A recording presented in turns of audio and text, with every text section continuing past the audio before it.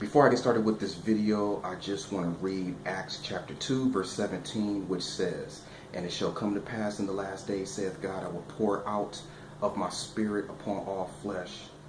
And your sons and your daughters shall prophesy, and your young men shall see visions, and your old men shall dream dreams." I just want to share a dream that God has blessed my mother with. She had this dream back in 1997. So that was over 17 years ago. She told me about this particular dream for several years, and she has now given me the permission to go ahead and write it down and to make a video about it. When a mother prophesies, it's very significant, and also when a mother prays. My mother, she prophesied in my life when I was a teenager that I would be a great man of God and a pastor. And before I knew it, with my internet ministry that I now have, before I knew it, prophecy is being fulfilled. And I thank God for that. Now, this dream is similar to the Ezekiel prophecy of the valley of dry bones. You can read about Ezekiel's prophecy in Ezekiel chapter 37, verses 1 through 14.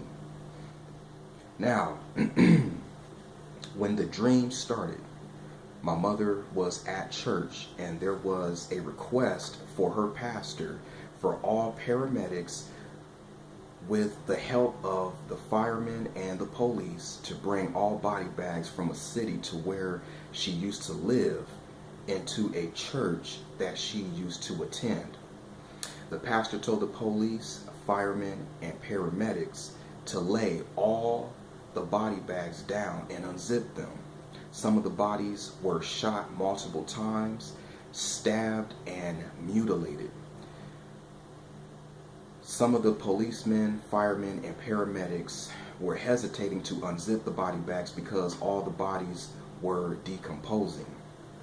All of the bodies were men. All of the bodies were men. That's interesting. The pastor told the police, firemen, and paramedics to stand on the four corners of the sanctuary. Then the sanctuary became quiet, and the pastor said with a loud voice, "Get up." Then the deceased body started to rise up, and they started to stretch as they rose up. The police, firemen, and paramedics were astonished and started weeping and crying out to God for repentance because they never seen dead bodies come back to life.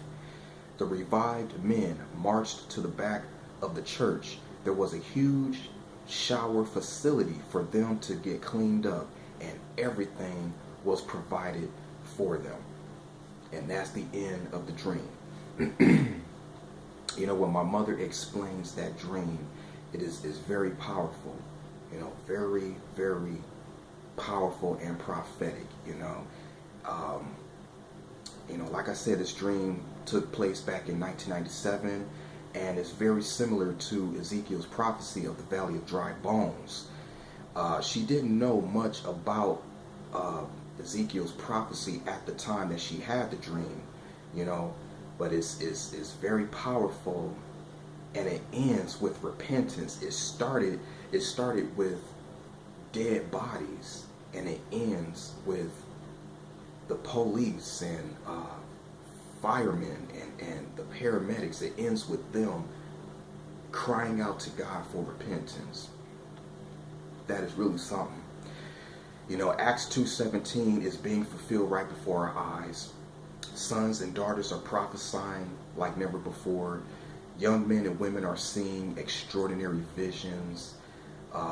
Old men and women are having supernatural dreams.